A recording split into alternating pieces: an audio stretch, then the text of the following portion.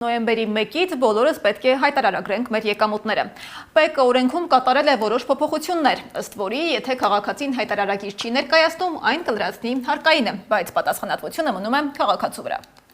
Պարզ ասած, հարկայինը կարող է ստուգել եւ հայտնաբերել խնդիրներ, իսկ հետևանքների համար պատասխանատու եք դուք։ Ընթացակարգը ներկայացնում է Սեդա Մակարյանը։ Պատժիչ տրամաբանությունից մոտիվացիոն տրամաբանություն, պարտադիր հայտարարագրման օրենքում փոփոխություններ են կատարել, փորձել հեշտացնել քաղաքացիների կյանքը։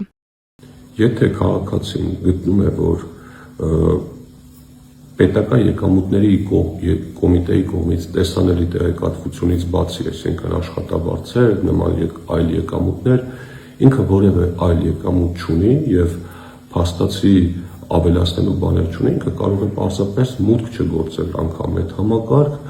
եւ վերջնաժամկետից հետո, այսինքն նոյեմբերի 1-ից հետո, եթե ինքը անգամ համակարգ մուտք չի գործել եւ հաստատել հայտարարագիրը, կհամարվի, որ քաղաքացու հայտարարագիրը լրացված եւ հանձնված է այն տեղեկատվության հիման վրա, որը որ պետական եկամուտների կոմիտեին տեսանելի է եղել։